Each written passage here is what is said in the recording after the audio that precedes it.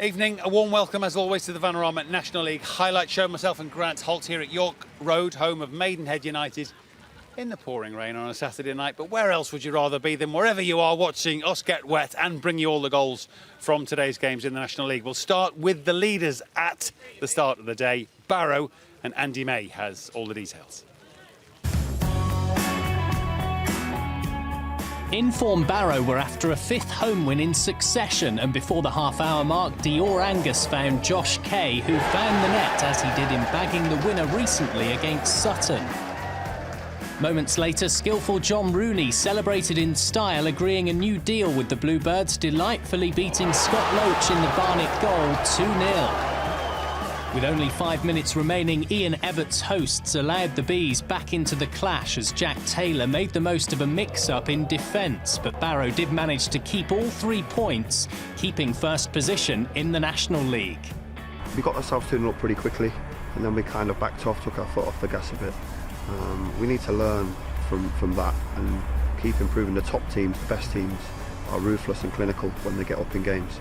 I think Barnet were a good side, but I think the body language was poor after we got the second, and I think they were there for the taking. Unlucky to lose their FA Cup first-round replay this week, Bromley went in front early at Sutton. Following up, Ben Williamson bagged on his debut, having signed from Eastleigh.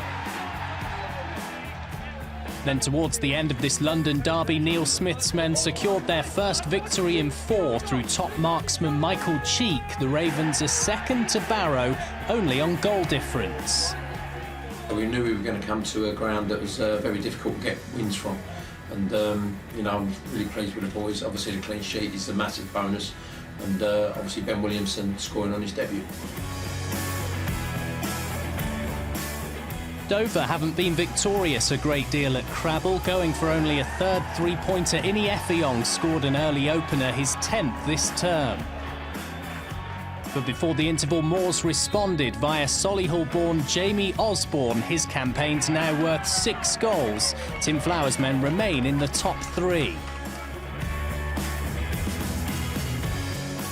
The hosts had never beaten Eastleigh in any competition, so what a way to begin in West Yorkshire. In the very first minute, Toby Show Silver got the show underway. Soon after the restart, however, came a Spitfires corner from Jack Payne, met by former Sheffield Wednesday defender Redder Johnson, 1-1. The visitors were determined to maintain their hold over the Shea men and should have won the clash, but Sam Smart was not so smart in front of an empty net.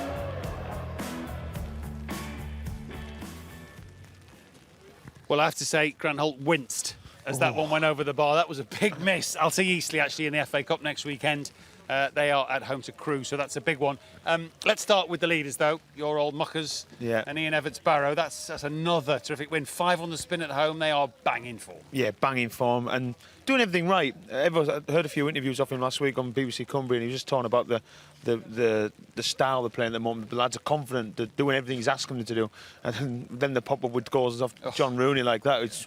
And just everything's going well for them, and always playing in a good way. The lads are keen to win, and look, at the moment they're on fine form. I would say anyone in the Rooney family would be, and you know what I mean, would be more than happy with this. His first touch is good. His first touch is good, and his second's even better. I mean, just to have the kind of cheek to think that's on. The audacity to actually go for it. So I said, but that's the form they're in at the moment. When he scores goals, he doesn't normally score many bad ones, to be honest with you. So, but even the first goal, fantastic from Kay coming in, great finish across. But now they're in fine form at the minute. Yeah, I was at Bromley in the week. They gave a good account of themselves, albeit in a narrow defeat to Bristol Rovers in the FA Cup. But they are bang at it in the National League, Neil Smith's side. And of course, they know about the artificial pitch.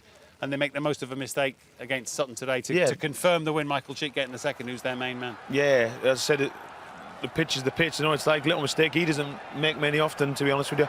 Fantastic composure when you're walking through, and great finish. But I said with Neil, he talked about his team at the start of the season. We kind of put him under pressure. Will you be up there? No, I'm not ready. We'll still find out the division. And they just go about the job consistently. They keep doing the right things. They've got a great front line.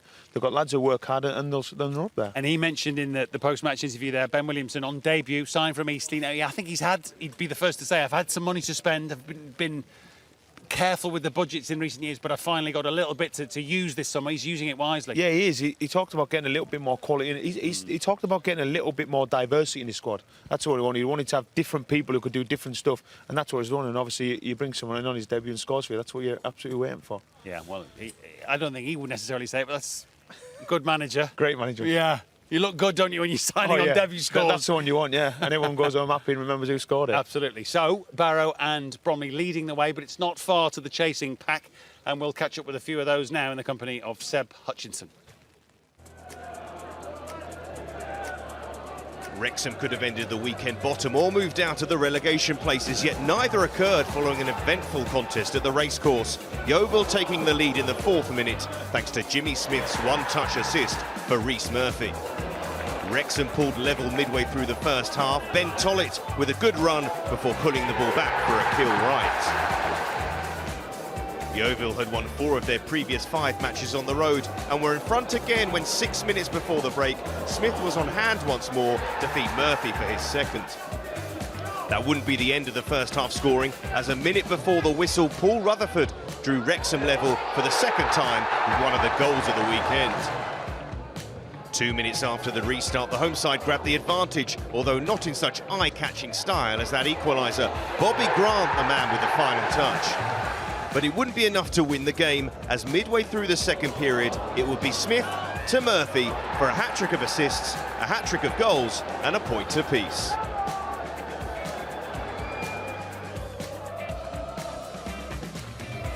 Fresh from their first away win of the campaign, foot of the table Chorley welcomed fellow freshly promoted Torquay. It was the first competitive meeting between the two clubs, and a header from Chorley's Marcus Carver could be the difference between the clubs on the day. The goal started the weekend as the division's top scorers, yet couldn't breach their opponent's defence. Instead, the home side earned a penalty. And although Charles Vernham's spot kick was saved by Sean MacDonald, Chorley secured consecutive victories for the first time this campaign. However, once again, it wouldn't be enough to shift them from the bottom.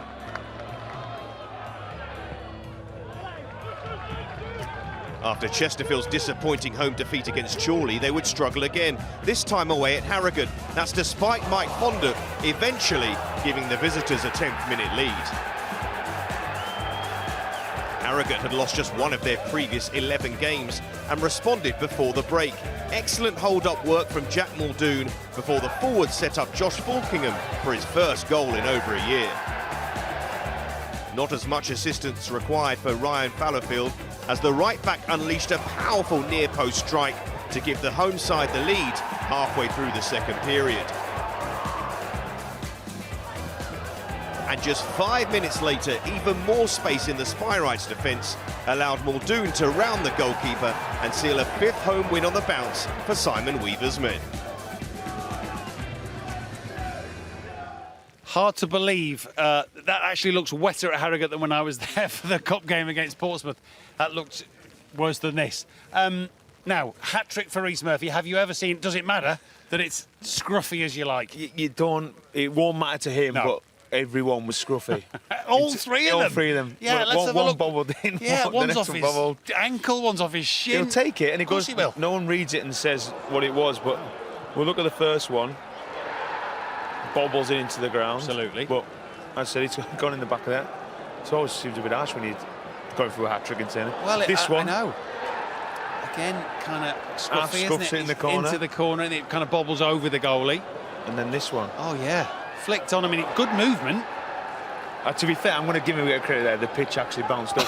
but I said it for them. It was up and down. We were watching it all afternoon, weren't we? We were back, forth, and going in behind. But Crazy game. Crazy game. Yeah, it's not quite happening for Dean Keats at Wrexham. Yeovil, we were with the cameras at their place last week, and Dover kind of did a bit of a number on them. So it's a point. He'd love 3, obviously, Darren Sarll, but it keeps them in the mix. Yeah, they're just going to keep getting points. I said they've been in a good run. They've probably stuttered, but everyone's gone in this league. We know what it's like. Someone has a little spell where they have a little dip. And if you get through the Christmas period, a few points, you'll be fine. Yeah, real signs of life for Chorley. And Marcus Carver, you do like a good header. And Yeah, that was a good header. A good header, Right. really good header. I said that they're a side where it's took them a long time to learn the division of what it's like. And this is a great ball in, meets it, there you go. Thank you very much. And he's actually looking away when he heads it. Yeah. So that's just knowledge of where the goal is. That's all that is.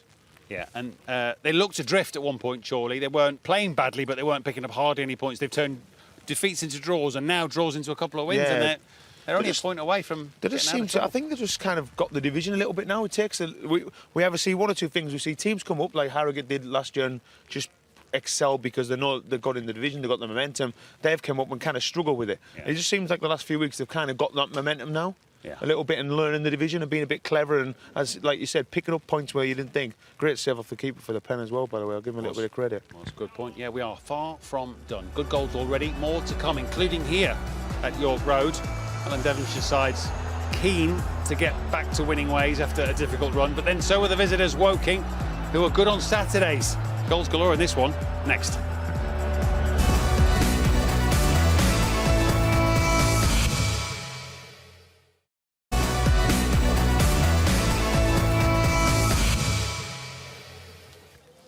Welcome back to York Road, where, as Grant Holt has just pointed out, it's still raining. On we go, though, to what happened here at Maidenhead, the home side up against Woking. Two teams that started the season well, have dipped of late. Both were desperate for the 3 points on offer here this evening. Tea time kick-off in the company of Adam Virgo and Adam Summerson.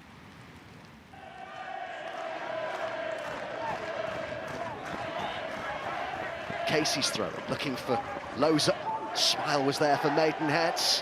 And the shot on the turn is off the post. So close from Jake Hyde, player who was born in Maidenhead. Lucky there from the centre forward. Good awareness in the 18-yard box. Good ball by Cook. Oh, it's dropped nicely to be struck, and it was with some power as well by Donnellan, and the deflection took it wide. Woking the side, looking the more likely. And they're struggling to get this clear, and it's been turned in. Well, it was the big centre-half, Diarra, who was up from the back. They've really pinned back Maidenhead from open play and now from set plays as well. And Diarra is the first one to react to it inside the 6-yard box, just to tap it in for a very, very easy goal. It's been misjudged, and Loza's trying to make something of it. Oh, brilliant skill! Fantastic finish! Wonderful quality from somebody who's played in the Premier League, albeit briefly. That was a touch of class from Jamar Loza. Well, it's a big, big goal before half-time, but that, for me, sums up his first-half performance from his team. Nutmegs Clarima, and it's a really excellent finish from him. It's a really good ball forward here to Kelly, and Mensah's arriving in the middle. And Cassidy's there, and Mensah's there. And still a chance, and Kelly. And cleared almost off the line. Gehringer was there for Woking. Miles better from Alan Devonshire's side. Just trying to find that angle to get a shot towards goal. Gehringer again on the line, being that final block.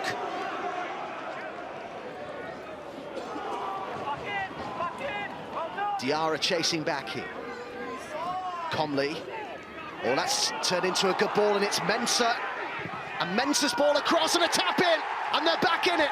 How they needed that. And it's one of the two subs who came on at half-time, the top scorer, Danny Whitehall. And this is a really, really good counter-attacking play. One of the easiest finishes that Danny Whitehall will have this season. They thoroughly deserve that goal.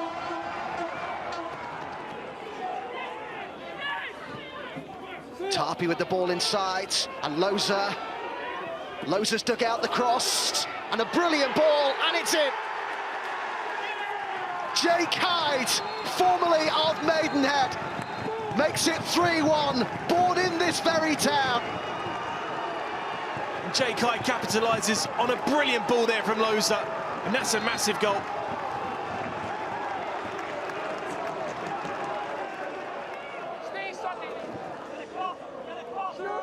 Steer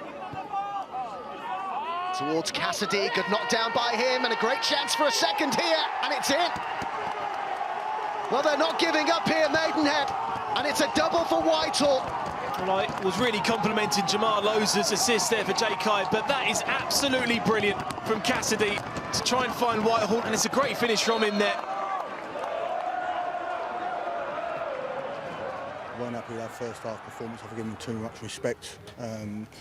and all that, and we've conceded some poor goals. But that's the way it's been going the last few games. So we've got to cut that out if we want to get results at this level. I was going to say, you were without your two regulars at the back, but you'll be disappointed how you conceded those two in the first half. Yeah, no excuses on that. You know, at the end of the day, it is what it is. We've still got players out there, and they should have dealt with it. So I'm just disappointed in that, you know, because they give everything, and we're getting back into the game at 2-1, and I expected us to really get and maybe equalise.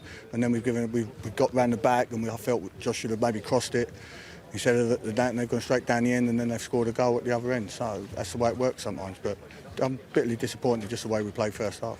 Been a great Saturday, and I thought we worked very, very hard. The only disappointing was the goals we give away.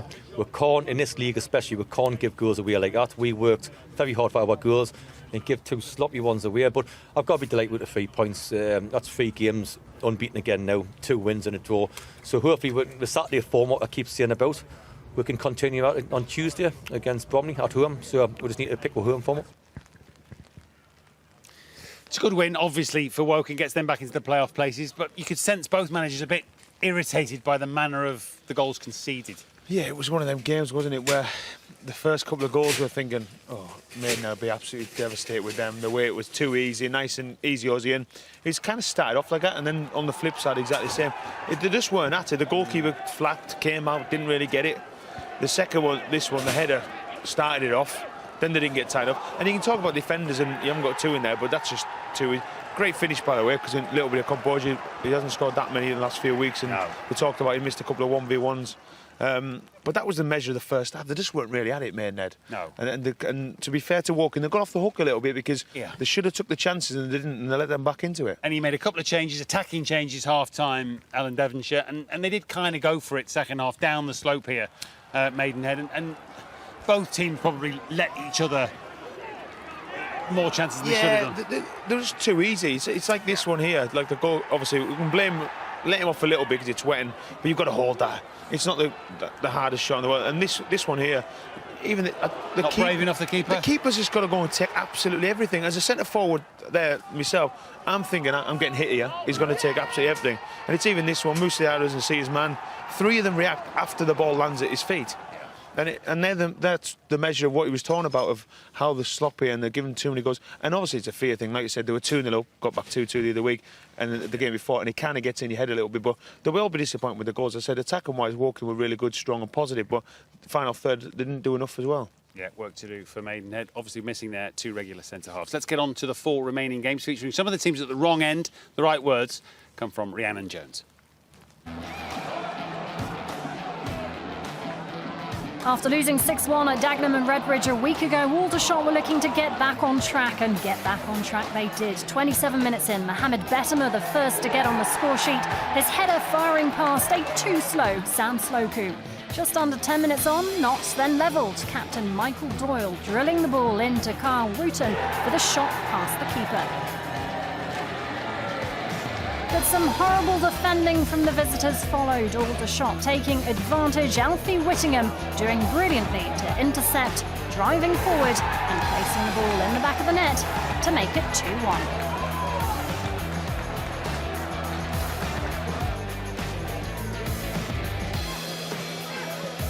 At Edgeley Park, Ebbsfleet, struggling to recover from their poor start to the season, were ahead for most of the game.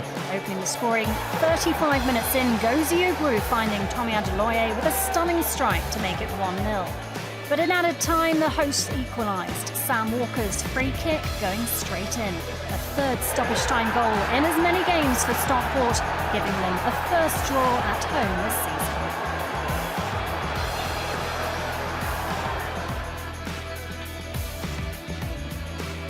The Daggers may well have come into the game buoyed by the 6-1 thrashing of Aldershot last time out, but it was Fylde that came out on top with 3 first-half goals. Mark Yates, the first to get on the score sheet 16 minutes in. A really bad defensive error from the visitors' captain Kenny Clark, though, saw Jordan Williams fire home on 44 minutes to double the lead. And the hosts weren't done yet. Across from Dan Bradley for his second assist of the game to a cool and rather calm Danny Rowe with a strike from inside the box just before the half-time whistle. Fylde with a comfortable 3-0 victory for Jim Bentley's first league win.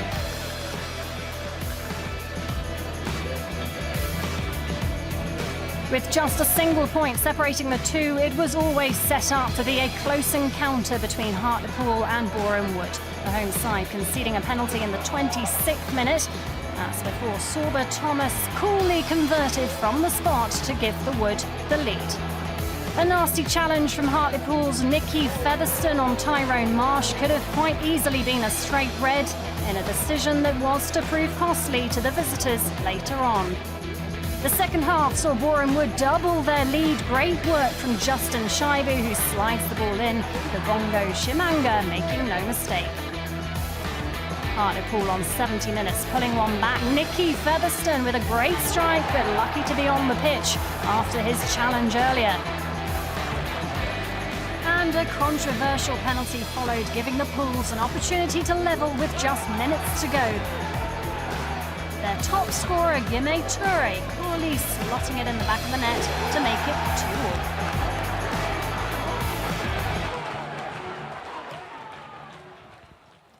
Well, Dave Challoner unbeaten as Hartlepool manager, although... Thanks to the referee. Yeah, Nicky Featherstone and the referee certainly working out for Dave Challoner today. It sums up the National League, doesn't it? Dagenham and Redbridge, 6-1 winners a week ago.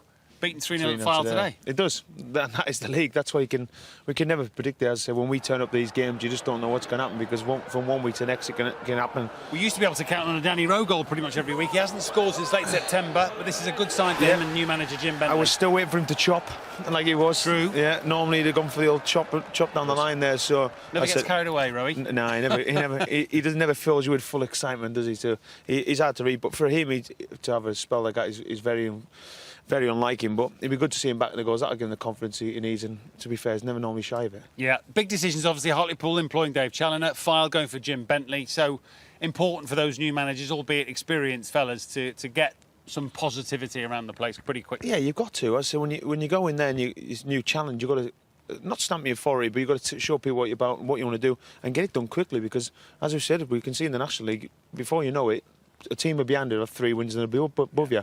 So you've got to be getting there, get your consistency, get your thought process over straight away. Yeah, absolutely. It changes very quickly, either for the better or for the worse in the National League this season. Just time before we go to show you how things stand then. After, for the most part, 21 or 22 games played. Barrow and Bromley lead the way with 40 points apiece. Barrow just on goal difference, as you can see. 3 points ahead of Solihull and Halifax. Themselves a point ahead of Yeovil and Harrogate, and Woking, with the win here, make up the top 7 playoff places.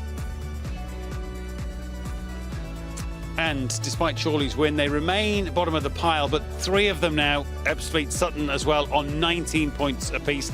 And Wrexham make up the bottom 4, just a point clear of them. Chesterfield 2 points further north, and Fylde with that win up to 24 points. Myself and Grant are about to go and stand next to a radiator. Thanks for your company.